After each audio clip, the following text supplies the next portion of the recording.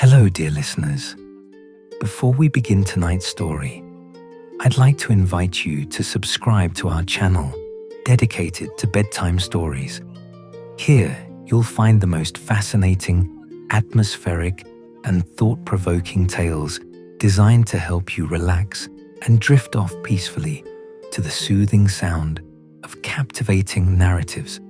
For centuries, our imagination has painted the Middle Ages as a dark and fearsome, era-shadowy city streets, imposing castles, and the ever-present threat of cruel torture and brutal executions. This powerful myth has shaped how we think about medieval times, a world ruled by merciless violence and unending fear. But is this truly the whole story? Were torture and executions an everyday reality? Or is the truth far more complex and nuanced? Tonight, we set out on a journey through history to discover what life was really like in the Middle Ages, and perhaps to see that ancient world through new eyes. So, make yourself comfortable and let's begin our story. The first time William set eyes on the stone towers of the city of Charton in the year of our Lord 1372, he felt an odd sense of both trepidation and excitement. He was not a knight, nor even a squire. He was a scholar, a seeker of truths, dispatched from the relative comfort of Oxford to traverse the land and document its people, customs, and laws for a chronicle that would outlive all their days. To William, as to countless others in distant generations, the shadow of the medieval castle loomed as a symbol of darkness, of endless suffering, amid flickering torches and the silent spectre of the gallows. He had heard tales. Everyone had. Here, in this age, they whispered in smoky taverns, life is cheap and death violent. But William, with the parchment of his patron clutched tightly under his cloak, had come in search of truth, not legend. It was early spring, and as he approached the city's mighty gates, the air carried a chorus of ordinary sounds, the laughter of children at play, the hum of traders shouting the day's prices, the booming voice of a fishmonger announcing his catch. The streets were alive with colour, scarlet belts, green surcoats, yellowed linen stretched and drying beneath windows. No one seemed burdened under the dark pall of violence. Even the city watchman, leaning impatiently against the city wall, appeared more preoccupied with his own thoughts than the threat of sudden gore. William's first stop was, curiously and appropriately, the city's archives. There, amid stacks of dusty scrolls and parchments, dwelled Master Petrus, keeper of records and a man of wide reading. Petrus welcomed William not as a stranger, but as a fellow traveller in pursuit of knowledge. "So, Master William," Petrus said, pouring 2 generous cups of watered wine, "you have come to see if we are as savage as they say?" William flushed, taken aback by the frankness. But Petrus waved away his embarrassment. "Oh, we hear the stories too. The Inquisition with its racks and fires, executioners roaming every corner. But tell me, have you yet seen a public torture or execution since you arrived?" William admitted that he had not. Petrus nodded. "And you will not, most days." He gestured to the rows of city records complaints about noisy chickens, overdue debts, and quarrels between neighbours over a mulberry bush. We labour over such matters, most days. Even when blood is spilled, custom and law prefer to find peace with payment of a fine, or sometimes an apology, rather than the rope or the rack. William frowned. But what of the stories of darkness, the chronicle of endless torture? Petrus looked at him seriously. "Such things happen, it is true. But when they do, it is like a storm remarked upon, remembered for years, and spoken of because it is rare. The people are not savages. They are craftsmen and mothers, merchants and children. And no one, not even the Lord, wishes to live in a world where brutality rules every day. They sat in silence, the sounds of the busy city seeping through the thin window. William pondered the contrast between the world outside, noisy, ordinary, vibrant, and the haunting tales that had been passed down like a shroud over centuries. Later that day, William joined a group of apprentices as they gathered around a small fire, eating pottage. The talk, as always, turned to the affairs of the town. A new import of silk from the east, a proposal from a merchant's daughter, the arrival of wandering minstrels who had narrowly escaped robbers in the forest beyond. Do you fear punishment if the town catch you skipping work? William asked, curious. The youngest, a lad perhaps 12 years old, grinned. My master would have me scrub the yard and muck the stables, and my mother would crisp my ears, but nothing more.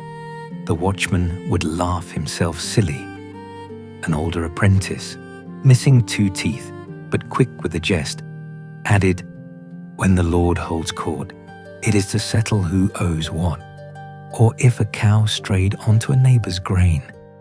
He doesn't wish to hang anyone. He wishes to go hunting. Their laughter drifted into the evening air. The more William spoke with the townsfolk, the more he realized how distant the spectacle of torture and execution was from the pulse of most people's lives. It happens, said one aging baker, but only to frighten the wicked. And even then, the crowd finds little joy in witnessing it. As the days passed, William ventured beyond the city walls to the tapestry of fields and farms that spread like a patchwork quilt across the countryside. He spent many days riding with peasants, listening as they mended fences, wrestled stubborn oxen, and knelt in silent gratitude for the first shoots of spring barley. Here, too, was no sign of constant violence or fear. Instead, there was laughter at wedding feasts, sorrow at the passing of loved ones, the thrill of the harvest, and the comfort of shared hardship. In the evenings, stories were told of outlaws bested by clever maids, of saints who healed cows, and of mischievous children who painted the tails of their lord's horses. Horror stories, especially of grisly punishments, were told, but as warnings, not daily reality. Behave yourself, a mother would tell her unruly son, lest you run afoul of the reeve and his rod. The boy would straighten for a moment, then return to his mischief, more concerned with being caught than with visions of torture.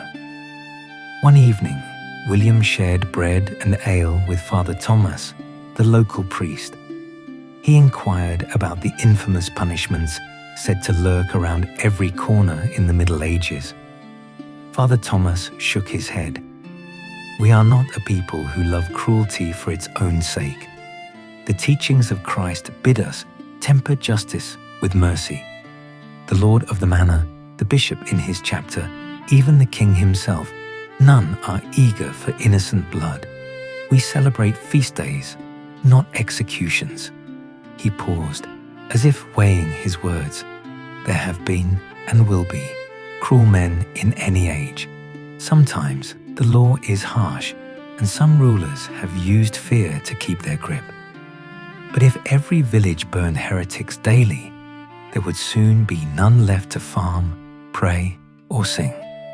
William wrote diligently, chronicling these words, determined to capture the rhythm of ordinary life. Sometimes punishment was harsh, but just as often it was a matter of restitution, an apology, a day spent in service, payment to the wronged party. Yet William could not escape the knowledge that there were indeed moments of extraordinary cruelty. He decided to seek out Sir Alain, the Lord's bailiff, who oversaw the dispensation of justice in the region. Sir Alan was a burly man, his hands thick with calluses from a lifetime wielding sword and pen in equal measure. He regarded William with mild curiosity as they walked together beside the manor's dovecote. "Torture is not used lightly," Sir Alan said, running his fingers through the feathers of a cooing pigeon. "Rarely, only when the crime is dire, a plot against the Lord, or heresy that threatens the peace. Most criminals are dealt with by fines, branding, or the stocks. The town cannot afford to lose its workers, nor to bear the weight of vengeful kin." William pressed him further. Sir Alan told only a handful of stories: a murder avenged, a thief branded and sent away, a handful of public punishments spread over decades. "These things live long in memory," he said, "so that a single execution becomes the talk of a lifetime. We all remember the day it happened, which tells you, well, how rare it is." They walked in silence for a while. At sunset, William climbed a hill at the edge of Chartain. He gazed out over the rippling fields, the winding river, the city's spires pricked against the reddening sky. Fires lit in windows below as families gathered for supper. He imagined all the other towns and villages spread out beyond his sight, each with its joys, sorrows, intrigues, and everyday cares, each with its tales, most of them as ordinary as the ones he had now begun to collect. He wondered how this land had come to be thought of as a place of endless terror, when every person he'd met had been more concerned with the minutiae of daily life than with the threat of sudden, brutal death. And then William realized perhaps it was easier for frightened generations looking back from a distance to paint the Middle Ages in strokes of blood and iron. Easier, yet not more accurate. So, as darkness fell and the world slipped into sleep, William set pen to parchment by the flicker of candlelight. He wrote not of monsters and endless executions, but of people complex, loving, fearful, hopeful, endlessly striving people whose world was lit by laughter and soothed by kindness as often as it was haunted by the spectre of violence. He vowed to tell their true story, as he found it, to anyone who would listen. And so, the next morning, his journey continued, deeper still into the living heart of the Middle Ages. The day began grey and cool as William left the stone walls of Charton behind, moving eastward into the countryside. His shoes scuffed muddy tracks in the dew-soaked grass. Overhead, a lark sang as the world awoke to its regular woes and quiet joys. William's mind returned again to Sir Alan's words, a handful of punishments, remembered for decades, keeping peace by fear, but not by constant cruelty. He walked for hours, stopping only to greet passing pilgrims and mongers on their way to nearby fairs. It was at one such crossroads that he came upon a little group gathered beneath a spreading oak, villagers' men, women, a few children murmuring among themselves, while two men argued in the center of the circle. At first, William hesitated, thinking it was a street quarrel about to turn violent. But quickly he realized, as people murmured, "Let the reeve decide, and peace give them a hearing," that this was something both ordinary and solemn. A village moot, a court of the people, convened to settle disputes. The reeve, a broad-shouldered man with the wrinkles of life etched into his leathery face, stood by a stump, holding a wooden tally and listening intently. The quarrel, it turned out, was over a pig. One man accused another of letting his sow root up the garden and eat a precious pumpkin vine. Voices rose, but laughter followed just behind. This was no matter for bloodshed. William watched as the reeve questioned both sides, checked the imprint of a hoof on the soft earth, and conferred with two ancient women who had known both men since childhood. In the end, the verdict was merciful. The offending pig's owner would help tend the damaged garden, and together, the neighbors would share next harvest's first brew. That night, William was invited to stay at a villager's home.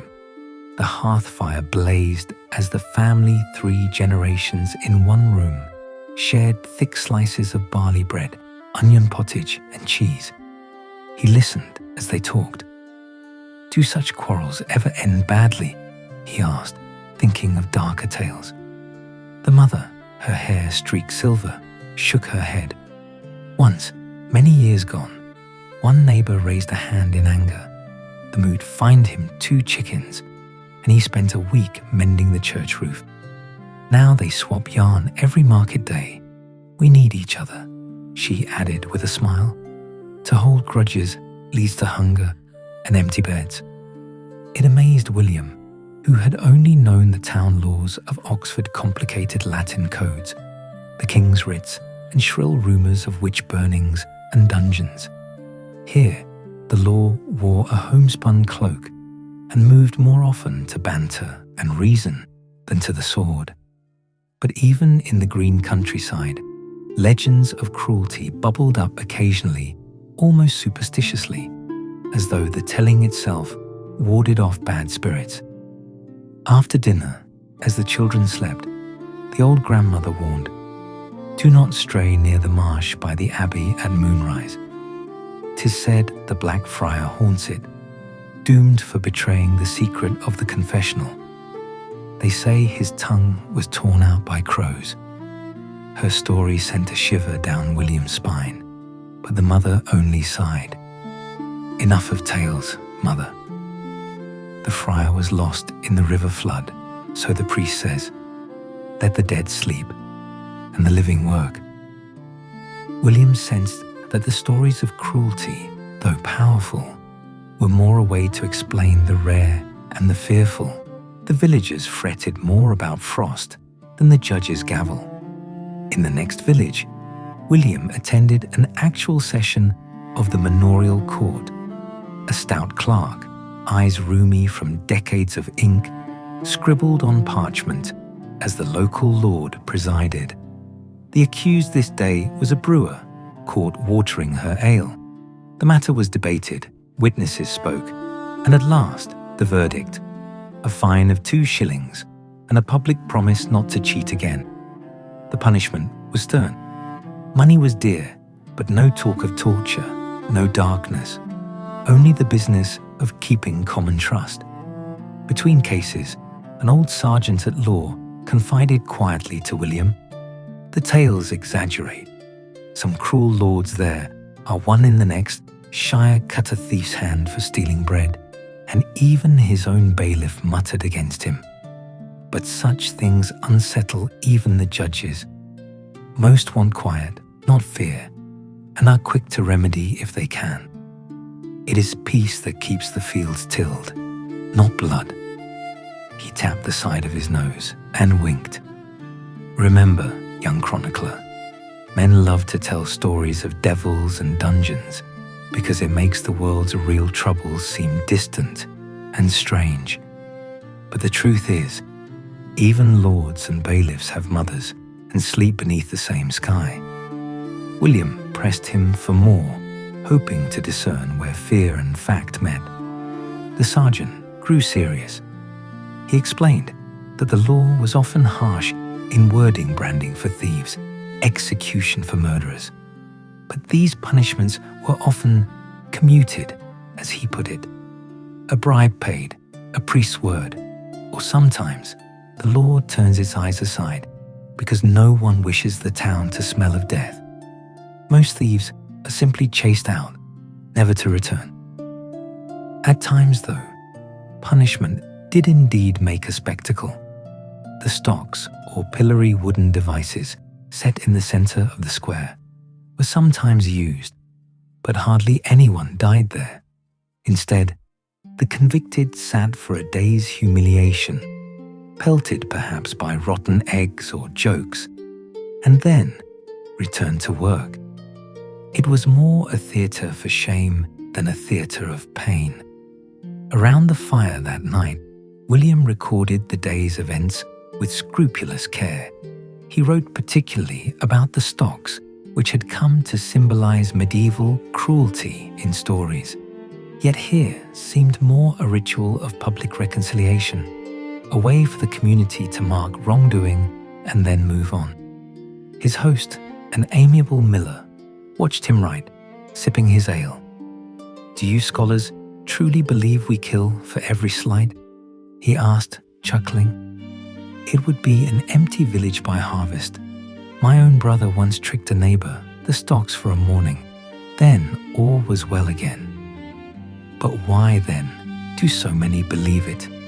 William replied. The miller grinned, teeth flashing. "Because it makes for good tales. What use is a story where nothing dreadful ever happens? And there are times, rare, when the Lord or the bishop wishes to make an example. Then people remember for generations." He told of the one execution he had seen as a child, a man hanged for murdering another in a rage. The whole village was there. My mother wept, and for years the story was told to frighten children. Yet it never happened again. Most years, there are births, marriages, never hangings. As William journeyed on, he entered the bustling town of Saint-Émile. The city was alive with market-goers, minstrels, jugglers, and peddlers, humanity in all its diverse hues. The square pulsed with noise-wives haggling over wool, guildmasters boasting of their wares, monks selling copies of psalms and prayers. William found lodging in a busy inn, and there he met Madeleine, the innkeeper's wife, sharp-eyed and quick-witted, who had lived through 2 plagues, a famine, and a city riot. Over supper, he inquired about the city's dreaded punishments. She laughed so hard that she nearly upset the stew pot. Punishments, yes. 2 drunkards in the stocks last week for brawling in the street. My own cousin and the baker's boy. They were out by dusk and working together again come morning. She grew more thoughtful. But the worst things, the burnings, the executions, they are rare. When they do happen, they twist the heart of the city. The riot 10 years ago, when a noble was killed and the bishop ordered a gallows built, no one slept easy for many weeks. The children would not go out in the dark. No one wanted such things to happen again. William listened carefully. She described how, when things were darkest, after a lynching or an unjust arrest, the people gathered, townswomen and guildsmen, sometimes even monks, pressing for leniency, for peace, for the law to show mercy. Public outcry, she claimed, had stopped more than one execution. "We are not sheep to the slaughter," Madeleine said firmly. "We are neighbors. Even the Lord's men think twice before angering the city." The next morning, William visited the town's guilds, a tapestry of bustling industry, cobblers, coopers, masons, weavers. He questioned them about law and order, expecting perhaps tales of relentless justice. Instead, he found pride in their rules and discipline, but also in fairness. "Justice is good order," said a dignified master tailor, his scissors gleaming at his belt. "But cruelty is not. If a man steals, let him pay or labor for the one he wronged. If he harms, make him confess and make amends. Hangings make widows and orphans, and the guilds cannot bear the cost." He described guild courts, judges elected from among the members, punishments limited to fines, restitution, or exclusion from the guild. Executions were almost unknown. Torture, wasteful, ugly, and better suited to the king's enemies than honest craftsmen. William's understanding grew sharper as he wrote, day after day. The further he travelled, the more he realized that what people most feared was not so much pain as shame, and above all, exile banishment from the fabric of community that meant survival. And yet, there were exceptions. Late one night, in the candlelit front room of the inn, an old ex-soldier told tales of cruelty at the hands of a distant overlord. Villagers hung for poaching, strangers tortured on suspicion of heresy. Some lords are monsters, caged by no kin or conscience, he whispered. But those are tales for the fireside, Madeline said, shaking her head. They come from the corners of the world, and even there, not every day. Here, most days are just the days. We labor, laugh, and quarrel, and beg the saints for peace. William spent a sleepless night pondering it all. Perhaps all ages, he thought, carry their monsters. But in his journey thus far, he could not find a people who accepted cruelty as the ordinary law of life. He wrote in his chronicle, "If there is darkness in this age, it is the shadow cast by fear, by war, by famine, by stories told in the dark. But in the common day, the light of neighborly kindness and modest justice burns brighter than all the fearful legends." He resolved to travel onward, to speak with clerics and nobles and soldiers, to see at last where justice ended and violence began. The Middle Ages, it seemed, were not a world of endless, sanctioned cruelty. They were a world both strange and familiar, a world of people, myth-makers and mercy-givers, weavers of stories and weavers of justice. William's path next turned toward St. Gallien's Abbey, perched atop a green hill where white-robed monks moved in patterns of prayer and silence. To his surprise, he found this house of contemplation far busier than he expected. Farmers queued in the cloister's shadow to seek the abbot's counsel.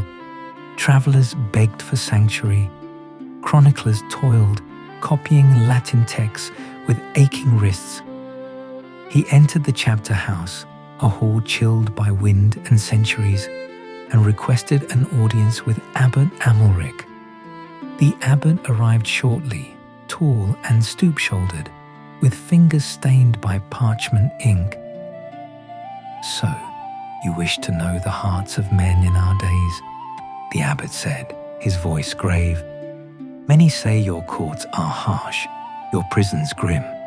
Is it so?" William asked. The words echoed in the vaulted chamber.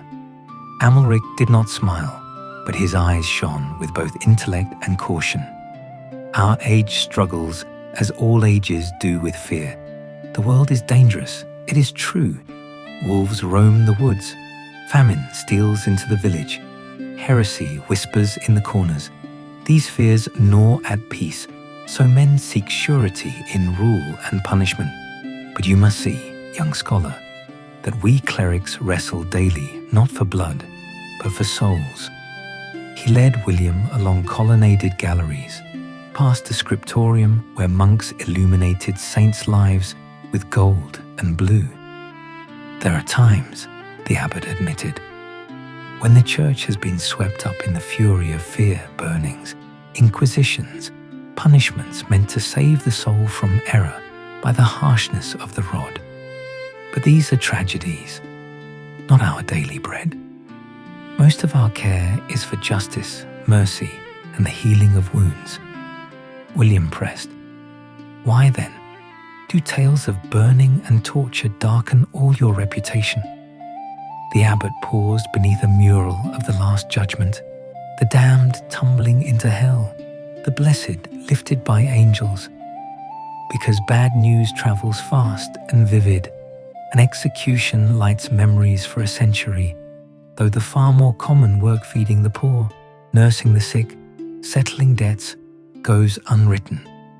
To prove his point, he brought William to the Abbey Hospital, a half-open shed where monks cared for the sick, washing sores, delivering bread to the dying, praying for anxious families. Here lies our work, more than any court or pyre outside, the abbot said. An age is not measured by its few cruelties, but by its ceaseless tending to one another. William spent 3 days among the monks, speaking to lay brothers and novices, each with his story. He learned that penance fasting, prayers, charity was a common sentence for wrongdoers, and that true excommunications required long deliberation, almost always offering a chance at reconciliation first. The greatest tool was not the lash, but public shame, a ritual of repentance that invited forgiveness more often than exclusion. One novice, a lad barely 18, confessed his fears of the world's stories. I thought I would enter an abbey ruled by severity, where punishments rained down like hail. Instead, he smiled sheepishly. I spent most of my days hauling turnips and reading psalms. The worst penance I've seen is the cleaning of the refectory floor on feast days. William departed the abbey with a heart full of new questions. Had he been too eager to believe the rumors of darkness that clung to this age? Perhaps faith itself, so often painted as an accomplice to cruelty, was instead a shield, however imperfect, against brutality. He journeyed onward, seeking the king's justice, the courts where royal power meted out punishment and rumor claimed the harshest sentences. After many dusty miles, William finally witnessed an assize presided over by a royal justiciar, a knight in velvet with a stern brow. Here, standing before a crowd in the Shire's open field, were the accused: smugglers, a brawler, a man charged with highway robbery. William recorded each word as the judge interrogated, comparing testimony, calling for witnesses. Most cases ended with fines or restitution, occasionally with public humiliation. But when at last the thief confessed to armed violence, the mood grew tense. The justiciar was methodical, deeply aware of the crowd's scrutiny. The dead required justice, their families' recompense, their blood peace. He pronounced a sentence of hanging, but paused, inviting intervention from the local priest, who pleaded for clemency in the hope of atonement. It was clear that execution, though the harshest tool, came clad in ritual and gravity, not in glee. That night, William supped with 2 of the king's sergeants, hard men with faces scratched by battle and sleepless nights. He put to them the question that had haunted him since the start. Do you think cruelty rules our times? They considered. The king's law is a wall, one answered. Behind it, we hope to protect the land from chaos raiders, murderers, traitors. When the wall breaks, you see what men are capable of. Yet even kings cannot afford to rule by terror alone. If fear turns to hatred, the people will rise or flee. His companion agreed. The best rulers are those who temper steel with understanding. The gallows stand for order, but also for warning, not for daily spectacle. William asked, but do not bards sing of dungeons and cruelty, of kings who rule by iron and blood? The sergeant grinned, teeth stained by wine. Because no one sings of a day without incident. The market, the birth, the wedding, these are too common. But let one mad lord ravage his domain, and it becomes the news for generations. He recounted tales from campaigns in distant lands, where foreign rulers tortured prisoners as a matter of course. We have our darkness, he admitted, but mercy is more common than our enemies would claim. As the fire burned low, the sergeants shared stories of villages defending one of their own, of lords forgiving debts during hard winters, of peasants joining together to ransom a neighbor from the sheriff's custody. Cruelty, they declared, is a shadow that grows large only in the telling. Days later, William found himself at the edge of a market town, summoned by a raucous crowd. There, in the square, stood a woman in the stocks her misdemeanor, failing to pay a city toll. The crowd jeered and threw bits of straw, but someone offered her bread, another water, and when her hour ended, she was released to go about her business. William spoke with her later, and though she bore a bitter grudge against the taxes, she bore no scars, physical or spiritual, from her ordeal. Once more, William reflected on how stories of suffering tended to eclipse the reality of a world where people endured, but also looked out for each other, even in punishment. One evening, after a minor quarrel outside an alehouse resulted in a man briefly jailed, William noted the celebration that followed his release. A circle of friends, mugs clinking, forgiveness and laughter. The memory of imprisonment is enough for most, an onlooker commented. No need for branding or maiming. What then of torture? William dug deeper, seeking out priests, town watchmen, and even a former inquisitor who had retired to a quiet hermitage, haunted by memories of darker days. Torture, the old man said, his voice nearly a whisper. It is a thing born of panic. When lords quake before traitors, or bishops tremble at heresy, they resort to cruelty sometimes. Yet even the Pope writes to urge restraint. They know, as do I, that truth won by pain is often false, and savagery breeds more enemies than it silences. He looked at William, eyes deep with grief. If I could take back every lash, every shout, I would do so for the peace of my soul. But let no one believe it is the custom of Christian lands. The cross is a symbol of suffering endured, not inflicted. William's heart was troubled. He saw at last that cruelty was not the rule, but the failure, and those failures lingered long in memory. The Inquisition, so often cited as a monster of perpetual torment, was, in most places and times, a slow process bound by confession, repentance, and tiring investigation, rather than a procession of pyres. He was yet more convinced as he journeyed into the manor houses of the nobility, where law and order, far from being meted out by the sword alone, were the stuff of feasts and bargains, oaths of peace, and negotiations over wine.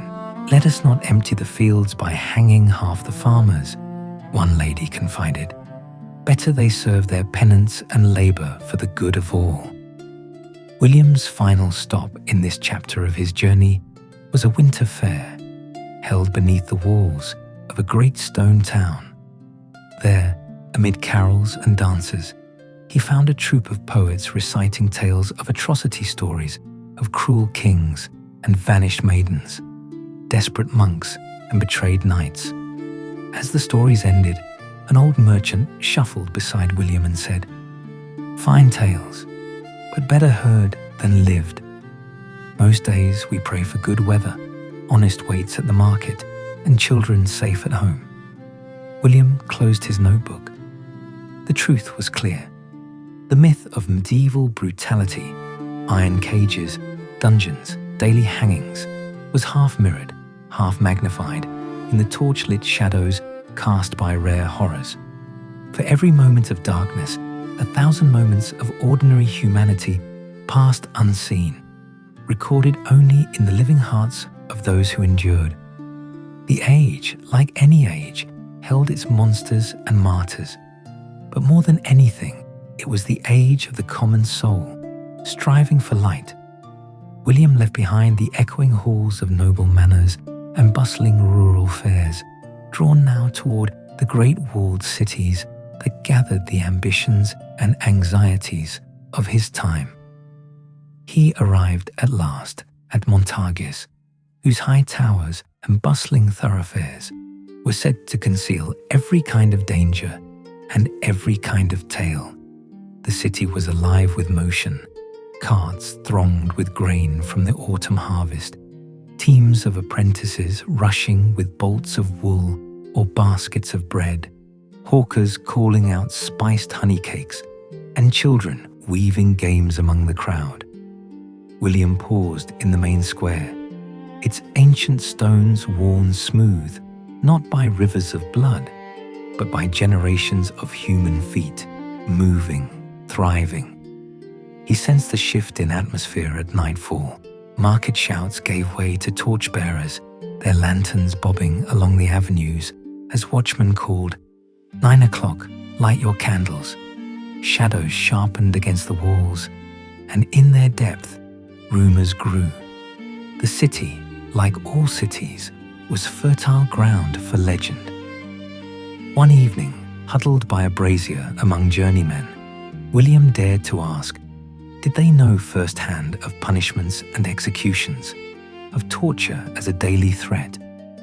The men exchanged glances, delighting in the seriousness of the stranger's question. "You wish for horror, master," grinned Pierre, a stonemason scarred from years of labor. "Then I could tell you of the thief who lost 3 fingers beneath the city gate." "He was caught breaking every promise and twice a drunkard," replied another. "I heard he was only banished, sent across the river with an escort, and told, 'Return, and you pay in silver or your hide.' It changes with each telling," he said, winking at William. The others laughed. As the night deepened, the crowd's stories grew wilder. There was the tale of the rat catcher, supposedly punished by being dunked in the river for cheating on weights. Another claimed to have seen a rolling cage, but could not quite say when, just that someone must have once known it happened. Most agreed that the stocks were more public theatre than torture. No one denied that violence occurred, or that the city's laws could be harsh. But even the wildest tale acknowledged the rare and remarkable nature of true cruelty, that if it happens, it turns the city's stomach for a year. In quieter tones, they shared other stories, of corrupt officials quickly replaced by public outcry, of wrongs righted in the courts of guilds, of lords shamed for using too much force and having to pay for their excesses in both gold and reputation. William listened closely. The deeper truth, the one the city dwellers knew, was that the citizens themselves checked the hand of power as often as the law did. They watched over their own fates, as every neighbor, craftsman, and merchant held a stake in the city's peace. At dawn, William wandered the city's tangled alleys, eventually arriving at the house of the almoner, a modest charity steward charged with keeping an unofficial ledger of crime and punishment. She was a sharp woman named Matilda, whose records spanned decades. William requested her stories of the dark justice all so feared. She dug through a chest of scrolls and emerged with only a handful. 3 executions in 16 winters, she said. 1 traitor tried to burn the granary, 1 murderer, 1 caught in a brawl that turned deadly. Would we had none at all, but we are not saints. She looked at William. Most of our energy is spent mediating fights, repairing damages, feeding orphans and sick. You will find more mercy at the city gates than terror behind the walls.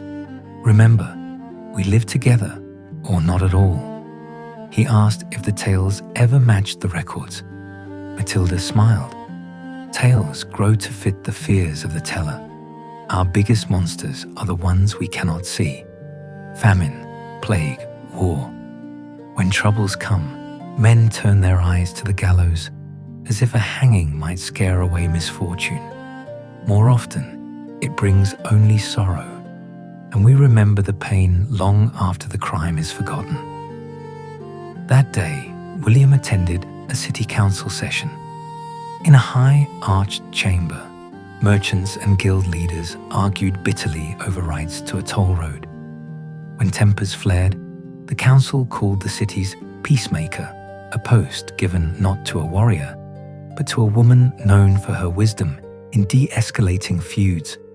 She brokered a solution: shared maintenance, shared profits, and an apology for harsh words thrown in haste. William recorded every word, marveling at the process. He noted in his journal, "A city's wounds are most often salved by careful hands, not by violence. Only when all else fails does harshness enter, and then it is more funeral than festival." As the week passed, William learned to walk with the lamplighters at dusk, watched young lovers carve their initials into bridge timbers, listened to the sermons of friars in marketplaces. He looked for evidence of the bloody age every story promised. What he found instead was life in all its stubborn ordinariness. He did, however, witness the aftermath of fear. Late one evening, a rumor of an impending trial swept the neighborhoods. A foreign merchant accused of witchcraft, said to possess charms and poisons. The city was buzzing with superstitious dread, many demanding swift and harsh justice. The trial unfolded in the square. Amid shouts and prayers, the magistrate, grey, thin, exhausted by these same old panics, heard the evidence. The so-called witch had nothing but foreign herbs and strange trinkets. The accusers themselves faltered under cross-examination.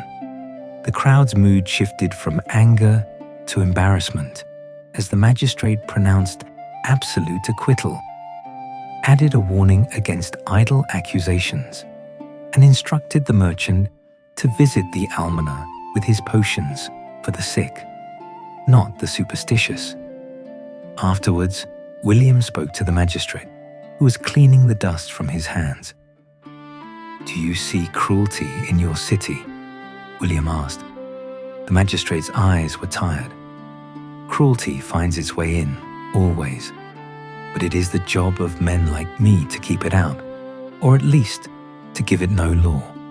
Sometimes, to fail at that is to fail the city itself." He described his most difficult case: a thief who stole in famine, caught and nearly hanged by a mob before intervention. The council fined the thief, assigned him labor, and forced him to eat supper at the mayor's house each night for a month. Most valued him more with food than with fear, the magistrate said. Better to bind a man with bread than with chains. As winter unfurled along the city's ramparts, William re-examined all he had heard, stories told in darkness and light. Legends spun like thread around the everyday business of the city. He wrote in his chronicle, "It is not the spectacle of cruelty that rules here, but the persistent urge toward compromise. Not daily horrors, but the daily grinding search for peace. Great cruelty does visit our world, but so does great effort to limit it, and it is the ordinary that survives." When it was time to leave Montagues for the next leg of his journey, William walked the dawn road, reflecting on how the same city that bred the sharpest legends also offered the keenest witness against them. He journeyed out past taverns and towers toward the open fields, his satchel weightier with parchments, his mind clearer about the difference between darkness and rumor. Had cruelty ever been present? Certainly, moments that seared memory, fueled whisper and caution. But what lingered in daily life was not a tyranny of iron, but a tug of war between fear and forgiveness, shadow and neighborly light. Ahead, the sun climbed the cold horizon. William set his face forward, resolved to carry not only the dark stories, but also the subtler, deeper truths of the Middle Ages, the truths found in laughter after punishment, in bread shared with bread's former enemies, in laws bent to mercy when cruelty looked too costly for the soul. The roads grew quieter as William journeyed north, where rolling pastures knotted into forests, ancient and wild. Winter's teeth were sharp now, biting through wool and turning every breath to mist. Here, in the borderlands where lords jostled for power and armies sometimes clashed, the legends of brutality took on new forms. Knights astride gigantic destriers, squires whetting steel, fields haunted by rumors of slaughter. Yet, in these lands, where war left its shadows longest, William also found a paradox, a culture as obsessed with the rules that limited violence as with the might that wielded it. The great abbey of Saint-Romain was fortified like a small castle, walls patched from arrow scars. But inside its doors, discipline ruled with the soft thud of a bell and gentle prayers for peace. He arrived just as the bells tolled for matins, welcomed by Brother Jocelyn, who had been a soldier before taking vows. In the flickering candlelight, William asked, "Is war in these times as cruel and endless as all the tales?" Jocelyn shook his head. War is always cruel to those caught beneath it. But there are rules, even here, even now. The tales you hear in cities swell in the telling. Most battles last but hours, and most men spend seasons waiting, drilling, building, hoping the banners never fly. He led William to a field now green, but haunted by legend. Years earlier, two local lords had clashed over succession. Chroniclers reported hundreds slain, yet villagers remembered only the disruption, the trampled wheat, the hasty hiding of family silver, and the jubilation when peace returned. William spoke with three men who'd survived that war, a smith, a reeve, and a broken-down bowman. Each told of a brief but terrible moment, followed by seasons of rebuilding. None spoke of tortures or sadism as a daily norm. Violence was something raw and terrifying, yes, but also exceptional. A man who revels in cruelty soon finds himself without allies, the reeve said flatly, or worse, without vassals to till his land. Even lords understand that much. Yet cruelty did exist, and William didn't turn away from it in his inquiries. In the next village, ruins of a manor still bore scorch marks, remnants of a punitive raid.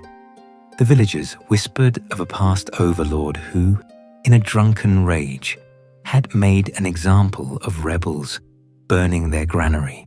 That winter was hard, the mayor recalled, but it lives longer in our hearts than in memory. His line did not last.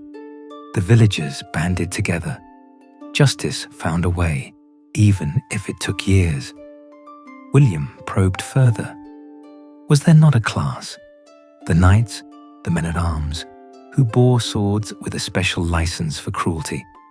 To find the answer, he visited the keep of Sir Geoffrey, a landless knight, who boasted scars won all honestly in half a dozen lords' skirmishes. Seated by the fire, Sir Geoffrey gave a wry smile.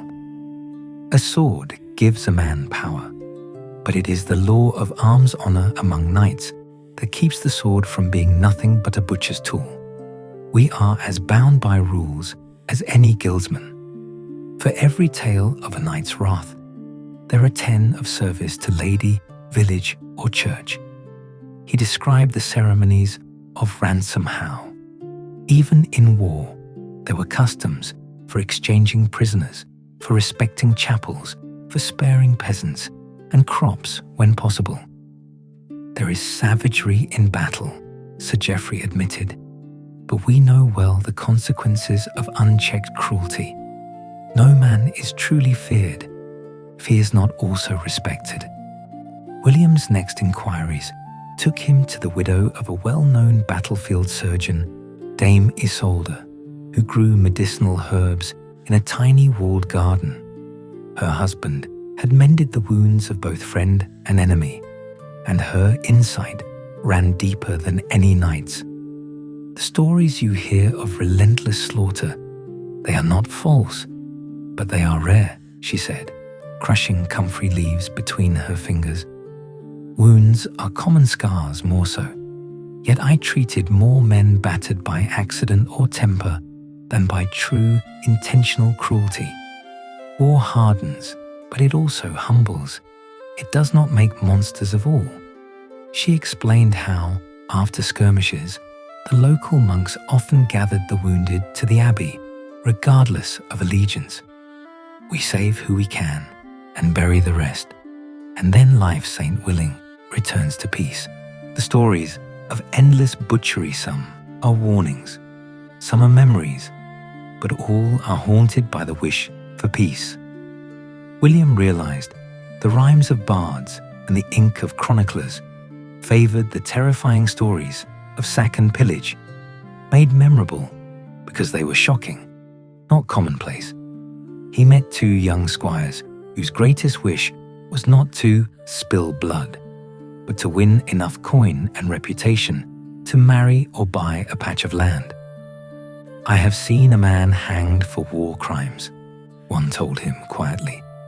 By the order of his own lord, justice finds ways, and an army cannot survive if its men become wolves.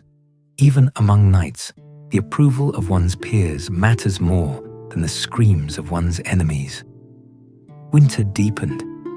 During a heavy snow, William was marooned for 3 days in a small town, where he listened to stories told by the fire of the one knight who had, against all order, slaughtered prisoners and was thereafter hounded from every hall, remembered as a villain by his own kin. His doom served as caution, his crimes more famous in ballads than in anyone's daily lives. He visited a blacksmith, old Jacques, who forged swords for both peasants and lords. I've seen blades bent in rage, Jacques said, but most spend more seasons at rest than in blood. Swords protect the fields, answer for the wolf on the road, more often than they silence neighbors. As the snow retreated, William attended a feast meant to signal the end of a local feud. Two families whose rivalry had, in earlier years, flared into violence, met for bread and salt in the presence of their village priest. There were solemn words, an exchange of gifts, and by day's end, laughter swelled loudest of all. Shall we duel over every slight? The priest asked William after the guest departed. The dead do not hoe fields, and the vengeful do not prosper. It is peace, not violence, that the good earth asks us to plant most often. As spring crept over the land, William set down all that he had learned. Wars, yes, sometimes cruel, often devastating, but in their own way exceptional, shocking precisely because they strayed so far from the rule of ordinary life. Even here, in their aftermath, the drums of violence soon faded, and most lords, warriors, and villagers worked hard to restore order, to rebuild, to forget. He wrote in his chronicle, "If chivalry sounds like myth, so too does the endless cruelty ascribed to the sword. Both are legends, one fashioned of hope, the other of fear. The truth lies somewhere human, between ghastly violence and daily mercy, where even the victors are most anxious for tomorrow's peace." His pilgrimage into the heart of war complete, William gathered his notes, thanked his hosts, and turned once more to the common road. He left behind the world of lords and battles for quieter medieval miles, toward towns where weaving, planting, mending, and marrying did more to shape the tenor of the times than all the tales of blood and iron ever penned. With spring breaking across the northern fields, William turned his steps from the lingering scars of war and the clamour of royal courts toward quieter byways, toward the world of the home and the unseen webs of kinship that, more than any law, shaped the rhythms of medieval life. He travelled through hamlets where roofs were thatch and fences woven from willow. Here, the centre of law was the hearth, and the sound of a quarrel carried further than any proclamation from castle or city hall. Neighbours watched each other, not in fear, but with the intimacy born of shared hardship of winters endured together and harvests celebrated as one. One village welcomed him on a festival day, when the last of the spring planting was finished and garlands of wildflowers crowned the heads of singing children. In the common green, William was drawn into a circle of families trading gossip, songs, and the kind of half-mocking insults that only deep affection can bear. Here he asked, "What happens when a wrong is done? A theft, an injury, a broken heart? Is it the priest, the reeve, or the Lord who decides?" The laughter that followed was gentle, knowing. Sometimes the priest, if it's sin. Sometimes the Lord, if it's land. But most things, a matron replied, brushing flour from her hands, are settled with words, with bread, or with the promise to make good in harvest or winter.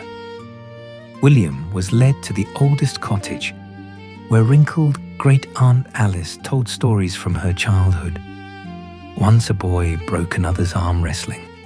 Their parents feuded a season. Then both boys grew sick in the fever, and all quarrel melted away at the edge of their beds. We are too few here to carry grudges long.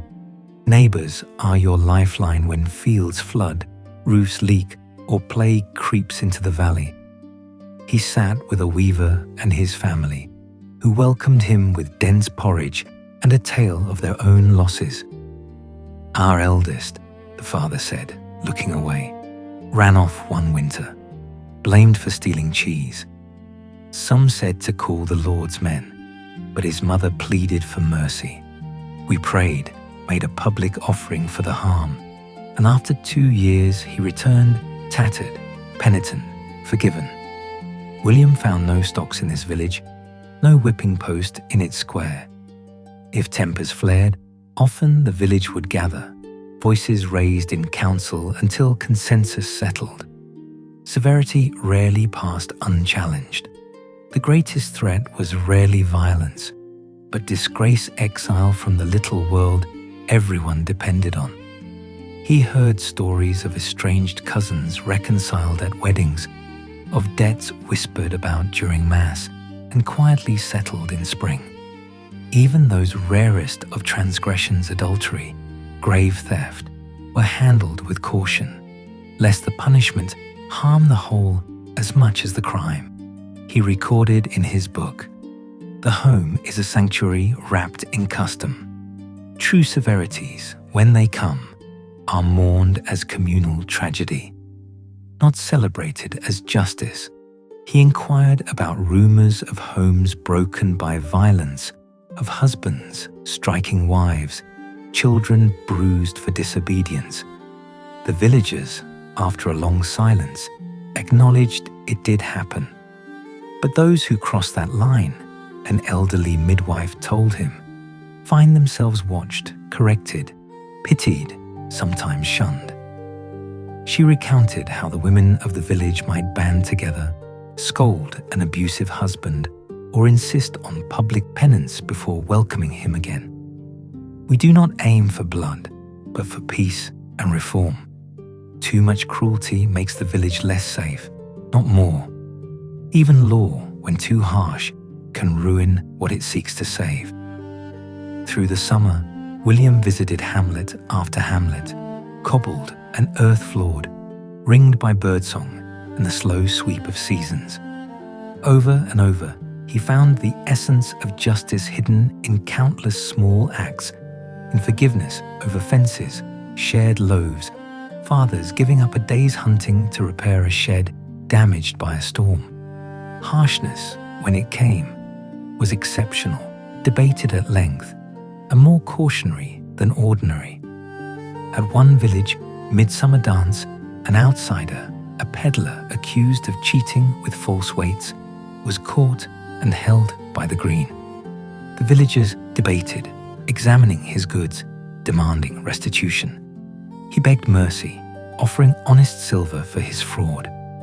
The community, after long argument, agreed he would pay double, share warnings with the next village, and leave at dawn. No stocks, no branding, no blood was called for, only a blend of public shaming and practical restitution. That night, William asked the headman why so much energy was spent on mercy for outsiders. The answer was simple, a lesson that echoed everywhere William traveled. If neighbors fall to vengeance, we are all the poorer for it. And besides, when famine comes, or plague, or war, even strangers can become family. This gentleness was not universal, nor did it erase all fear. William discovered a family in silent mourning for a daughter accused of witchcraft in a notorious city trial.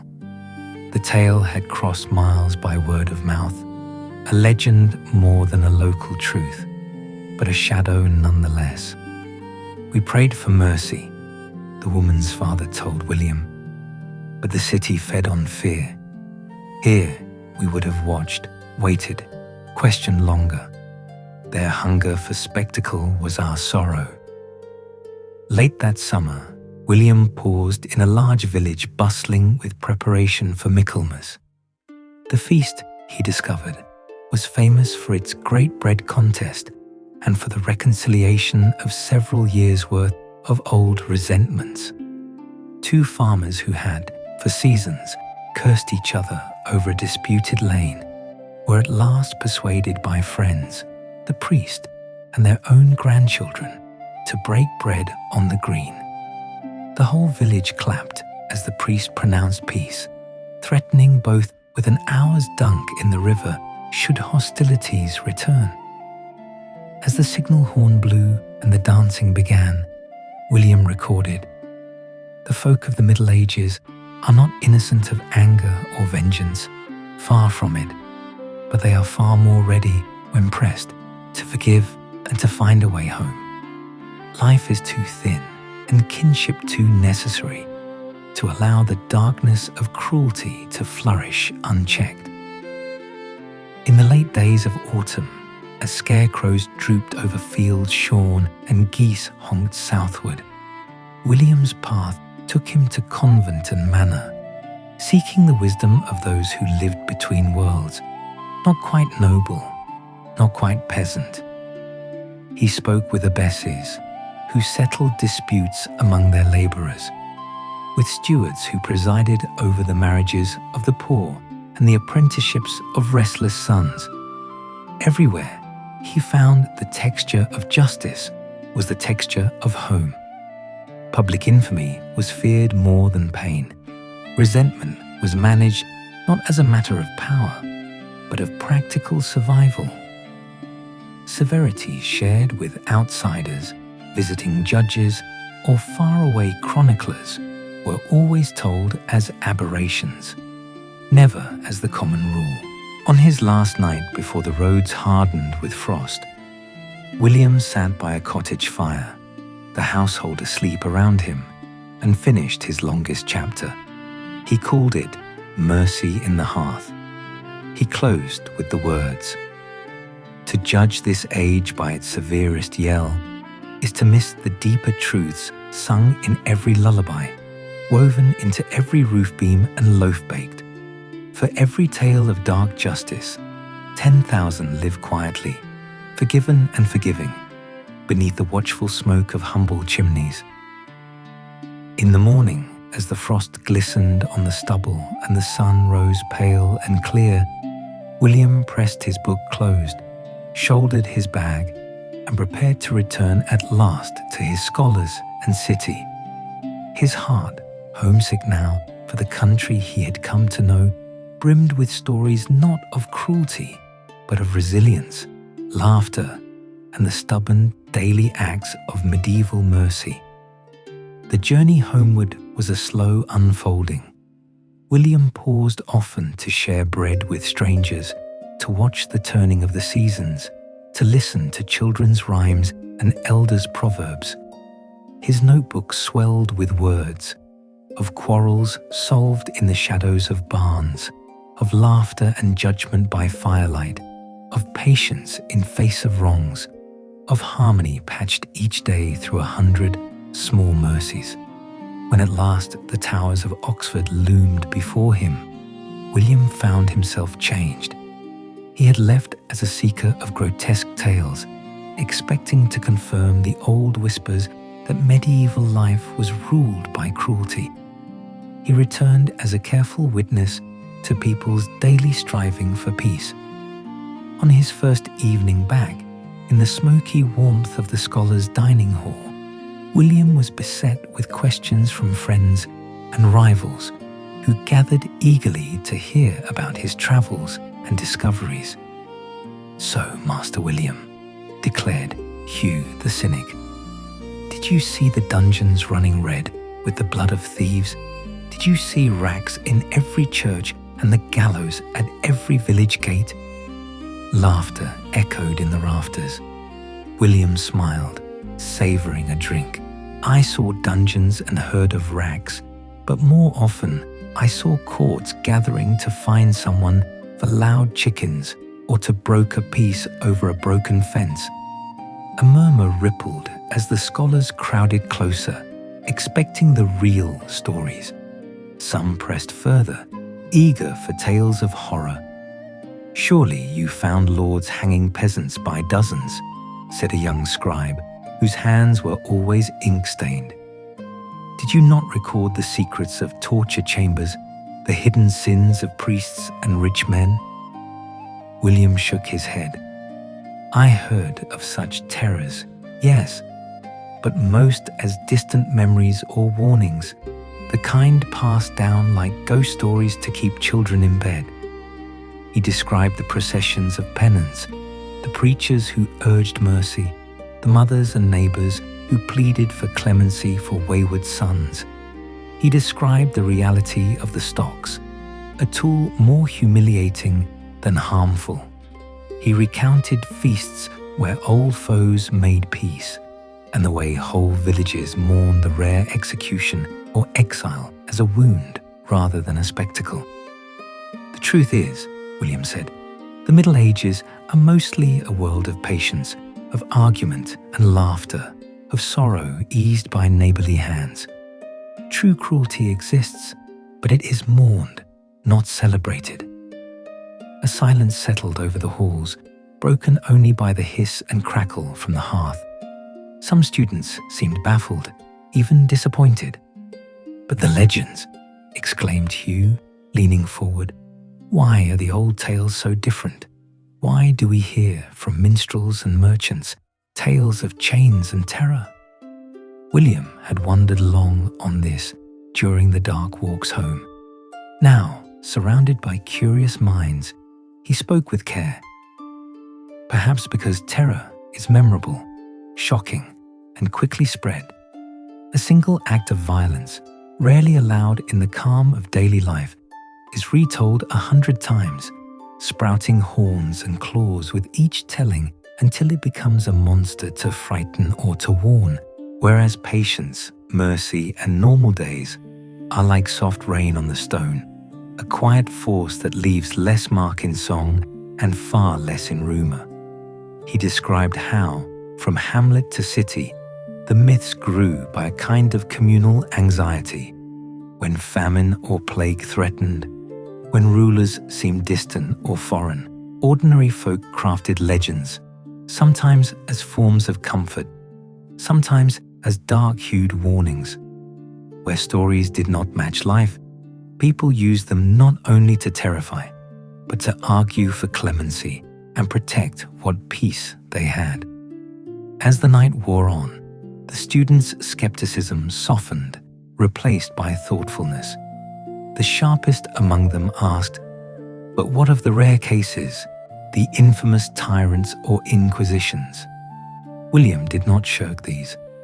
They are real, sometimes, seldom, and always remembered, for such times break trust between ruler and people. Even then, I found, enough protest and memory can curb even the cruelest hand. But to say that such darkness is the norm, no. It is the exception, and those who work for justice struggle always to keep it so. With the meal ending, the conversation shifted to gossip and debate, but William's words lingered like candles guttering against the wind. Later, as the tower bells tolled midnight, he climbed the narrow stair to his chamber, lit by the soft blue moon and an almost finished candle. He took up his diary, reading past entries. Earlier pages brimmed with anticipation and foreboding, eager for cruel tales and the drama of scandal. Now the later pages were filled with portraits, gentle, wry, sometimes raucous, but grounded in lived truth of bakers who forgave, of councils who argued, of communities who healed their rifts. He wrote a letter to his patron, a noblewoman known for her appetite for both truth and legend. "My lady, I have found, after much toil, a people far removed from the monsters of rumor. They strive, as all peoples do, for stability and mercy. Their punishments, when harsh, are felt as a blight. Their justice, when it works best, is neighbors' reconciliation, a life put right, not ended. The myth of relentless cruelty is a child's shadow play, the pain real, but the darkness cast far larger than the living objects within it. I hope my words serve to illuminate, not to frighten. The age is neither dark nor golden, but as our own, ever striving, ever failing, ever forgiving." He sealed the letter, heart lighter for the telling. In the weeks that followed, William's chronicle began to circulate among the university's halls. It was read with delight by some, with suspicion by others. A few old masters wondered aloud if he had not been deceived. "Perhaps," William admitted, "but if I was, it was a conspiracy of thousands, all united in the very ordinary work of patience and daily truce." Still, as minstrels came to town, William heard again the old tales, savage lords, hideous dungeons, witches doomed for 1,000 imagined crimes. He did not scorn these stories. In the echoes of their drama, he recognized the very human need to make sense of fear, to remember what wounds, and to hope for the ending of darkness. But he also knew that stories were not the sum of an age. One day, William traveled to the scriptorium, where scribes toiled copying old chronicles. He watched as a young apprentice illustrated the margins of a parchment with images of everyday life. A shepherd, a dancing bear, a child feeding chickens. No blood, no rag, just the immense, persistent tide of the ordinary. He smiled, setting down his own volume. A chronicle not of monsters, but of people. People who, centuries from now, might yet be remembered as more than just dark shadows flickering in the torchlight of imagination. The university's benches filled with debate and speculation in the months following William's return. His manuscript, passed hand to hand in the lecture halls, provoked spirited discussion, students and masters alike, drawn in by its measured, compassionate voice, so distinct from the chilling epics they had inhaled since childhood. Some praise William as a pioneer for turning his eye not just to kings and killers, but to shoemakers, mothers, and the very song of the common spindle. Others dismissed his work as naive, even dangerous. If we forget the darkness, one warned, shall we not be all the more vulnerable when it returns? William accepted every word. He insisted on open recitation and, whenever challenged, pressed his case calmly. Count the stories of reconciliation you see in a year and compare them to the tales told of yore. Which world do we truly live in? He occasionally received missives from townsfolk met along the way. A market judge describing a new attempt at mediation for major disputes. A young mason who credited William's gentle questions for changing his temper when disagreements arose. Rural priests and guild leaders asked for copies of his writings, seeking to better understand our people, in peace as well as peril. William's most profound satisfaction flowed from quieter circles, apprentices who began to question the cruelty in the old ballads, and older women grateful to see the strength and forgiveness of village life honored in ink. He understood now that reshaping legend was a generational task. A single story may die overnight, but the heart of a people lingers long after the drumbeat of old terrors fades.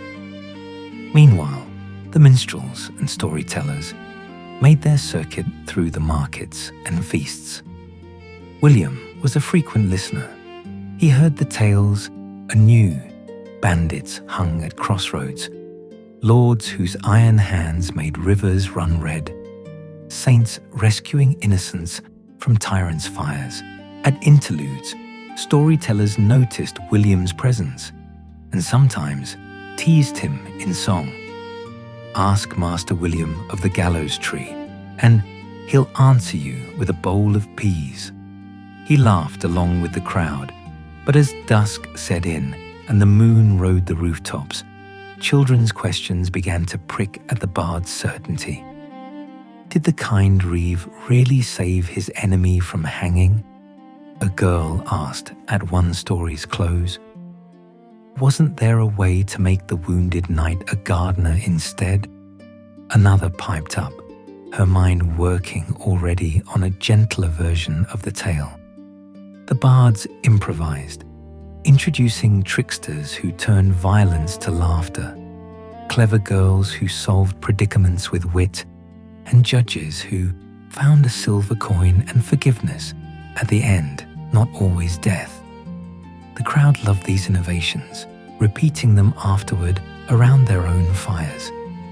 William, watching this silent transformation, realized that truth and legend were not only at odds, but also in constant conversation shaping, challenging, and softening each other.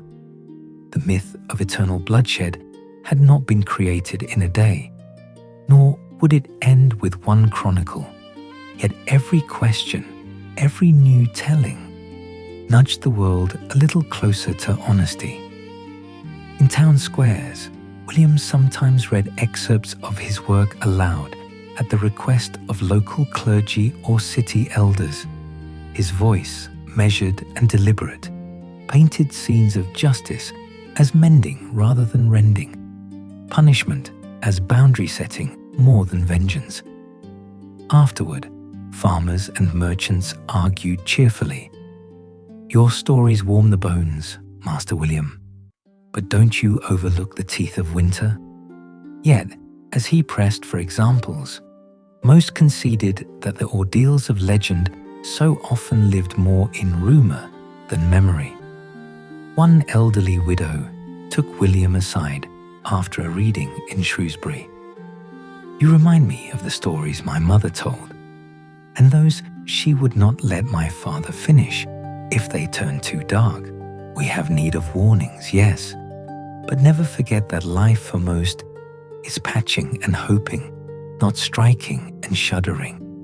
She invited William to supper, and as they ate, she described years spent rebuilding, burying grudges, nursing neighbors through fever, suffering thieves, but rarely seeing violence beyond harsh words or occasional drunken brawls.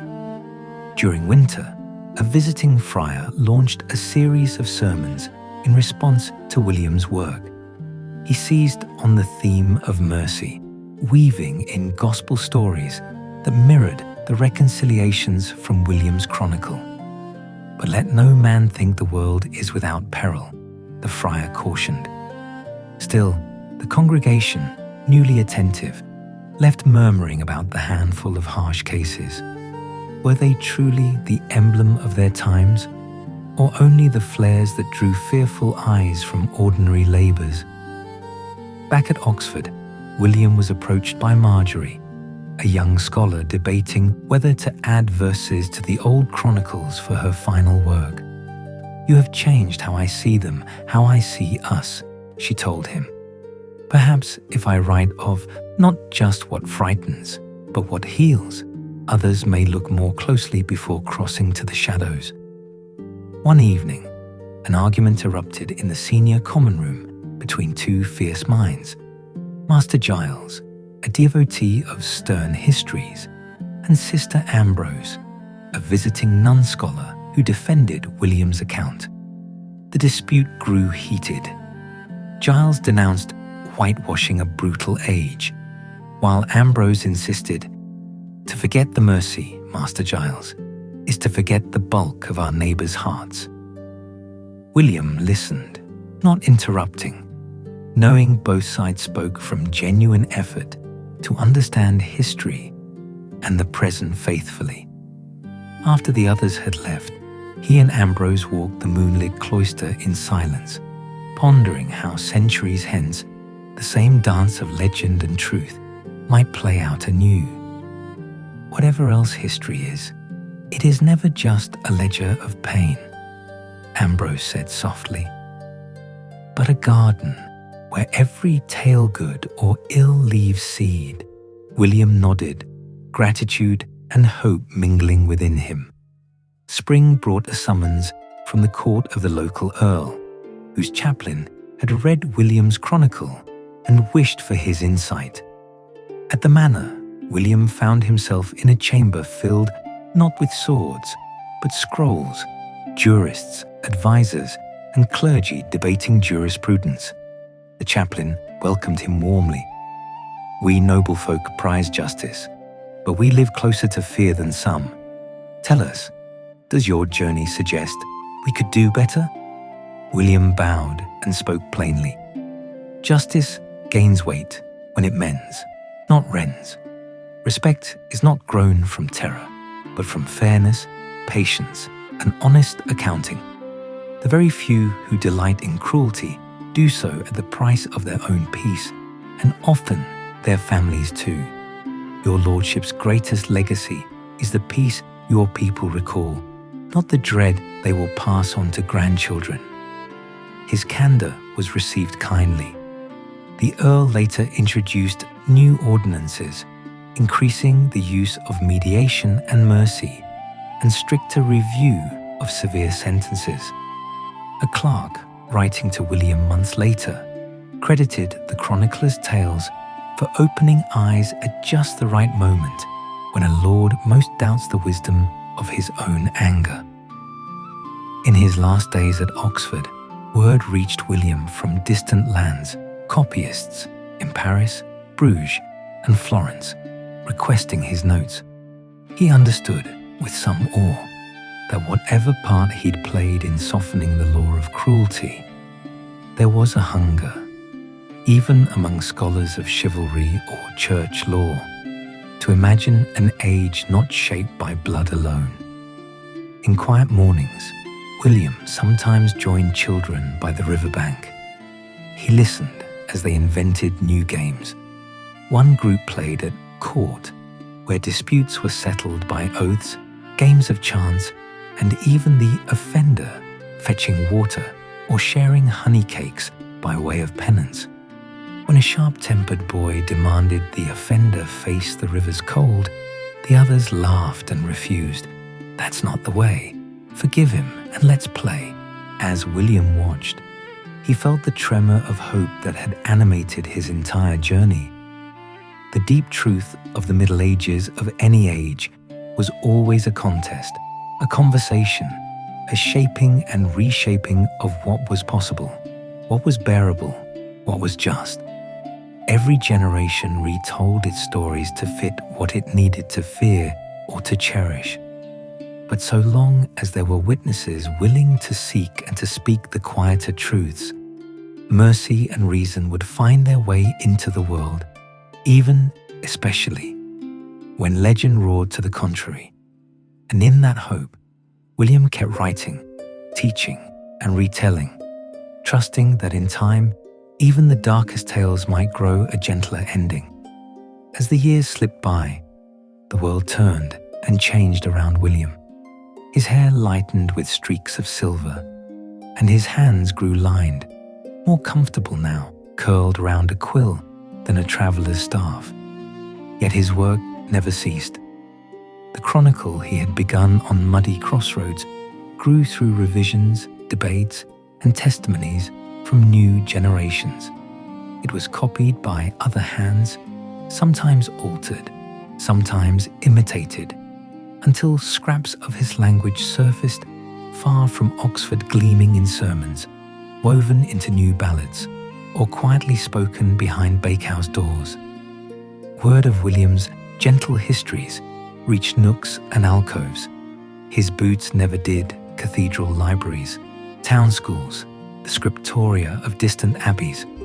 Often, young clerks or guests in grand houses tucked illicit copies under robes or shawls, as if passing a treasure only partly understood. "These are the days of our grandfathers," they whispered, but not so black as they warned in their fireside tales. Thus, William's version of the medieval story began to brush against the edges of legend. In some places, it was embraced eagerly.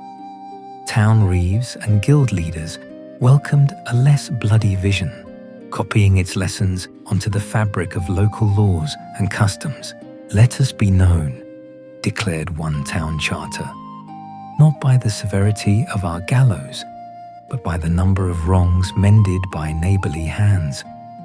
Elsewhere, resistance was fierce. An old bailiff, whose memory was sharp and tongue sharper, stood up in a crowded market to chastise the whitewashers of history. "My cousin lost his farm to a cruel lord, and my sister wore black for years," he cried. "We must not sing only of forgiveness." Even here, a more subtle truth took root, not a denial of pain, but a recognition that even suffering belonged to those who lived, not just those who ruled. Children played new games, mimicking village courts instead of only mock battles. One game called Peace Day became so popular in a northern shire that once a year, the real adults let the children arbitrate minor disputes, a spilled bucket, a broken fence, and accepted their judgments with laughter and mock serious nods. William, honoured guest that first year, watched tears prickle in an old woman's eyes as her granddaughter appointed village judge forgave the baker's son for stealing a plum. "There's hope yet," the grandmother said, voice rough with memory. Over winter feasts, new songs wrestled with old. Minstrels now recited tales where wise abbesses saved accused witches from pyres, and clever boys bested angry lords through riddles and reparations, not swordplay. William's name began to appear not just as an author, but as a character, a kindly, bookish mediator in fantastical tales of mischief and mercy, each version a little further from the facts, but carrying a thread of his original vision. The debate raged on in universities and monasteries. At Oxford, aged Master Giles, now stooped and white-bearded, nodded graciously to William. "You have taught us much, old friend. History is not softened by lies, but by seeking what is most often true."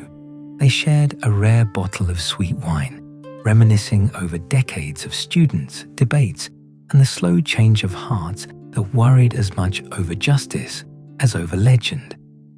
In far-off cities, Paris, Bruges, Florence, scholars corresponded in abbreviated Latin, trading notes about the Oxonian reformer. Some warned of the naivety of presenting too gentle an age. Others began research into local customs, eager to tally kindnesses as well as cruelties. Law students, inspired by William's work, wrote glosses that stressed reconciliation and community as pillars of true order, not simply iron and fear. Somewhere in the countryside, an old soldier, now retired to a small plot with aching bones, told the village boys that Master William saw war, but remembered peace far better. There's no shame in fearing darkness. The trick is not to let the darkness tell your whole story. The boys listened, mindful, as they knelt over a carved stone in the churchyard, a family marker, not of a lord, but of the healer who once tended wounds from both sides alike. On the margins, dissent still flickered. Every year, when some petty ruler cracked down with new weights, or an inquisitor thundered from cathedral steps, someone would recall the old stories, the ancient terrors, as a way of affirming order or suppressing dissent. Yet even here, rebuttal was heard. "Remember William's Road," muttered a burgher to his fellows after a harsh verdict. It was not always blood and bone. Generations shifted. William grew slower, but his heart was never far from the living earth of the people he'd once travelled among. When news of a famine reached Oxford, he wrote an open letter read publicly, copied in town squares, reminding magistrates and villagers alike that mercy not only softens law, but hardens resolve for survival. The village that forgives together survives together. The letter travelled further than he ever had, recited where hunger thinned faces and lawmen softened their hands. As the days passed, and aged candles guttered in his study, visitors would come, local reeves, country clergy, city magistrates, even a chattering group of children interested only in stories and cakes. William greeted each with the same warmth, sharing tales and encouraging questions. "Do not stop asking," he would urge. "Every age will have its monsters and its saints, but most of us will always stitch peace from little acts the world will never sing." Toward the end of his days, William knew he had not ended the old myths. Some still needed them for warning or for wonder, but he had offered an alternative, not an age of innocence, but one of striving, failure, and forgiveness. The lessons took slow root, but the shoots persisted, greening the rocky field of human memory.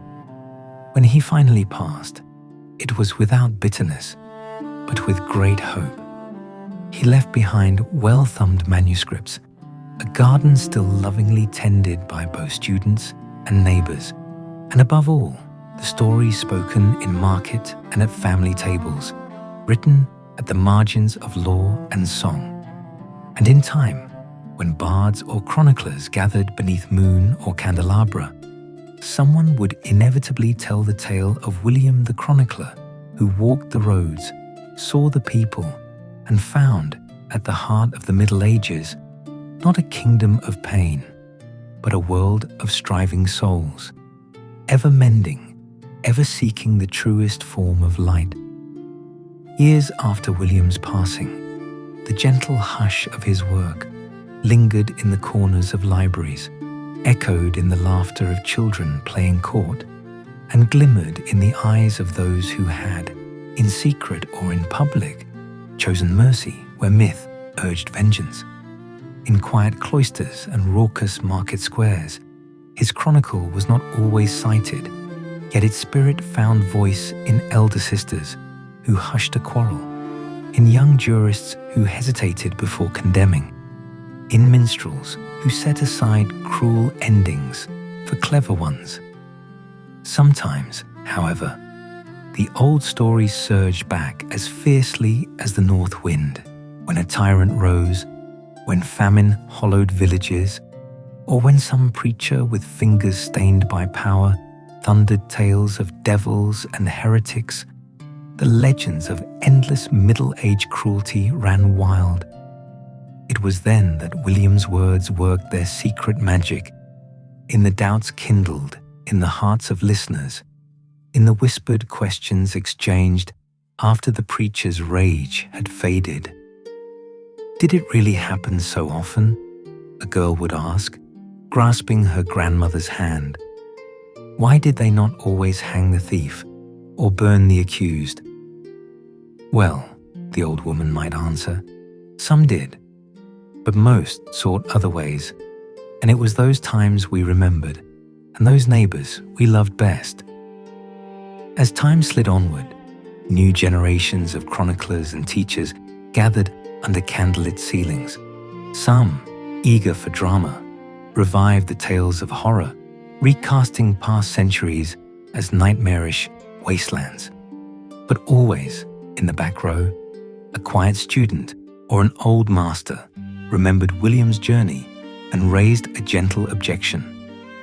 But look too at the daily bread, the mended fences, the peace bought not by blood, but by patient talk. Historians once more debated, was the Middle Ages an age of violence or an age of resilience in the face of hardship? Manuscripts were compared, letters sifted, local law examined in a new key. William's writings never became dogma. They were too honest for that, but they acted as a constant, necessary balance to the swift cataract of legend. Each era mirrored its own fears and hopes into the past, but now there were at least two mirrors, one of shadow, one of light, both reflecting the blended truth of humanity. In the countryside, mothers still frightened disobedient children with tales of the Lord's pit or the night bailiff, but they also told, when darkness deepened, of the boy forgiven for mischief, the neighbor who shared grain in a bad year, the wise woman who knit quarrelers together with stories and song. The greatest service William's chronicle performed was harder to see than to measure. It made possible the question. No longer, at least among the curious or the gentle-hearted, could the caricature of a barbaric age endure completely unchallenged.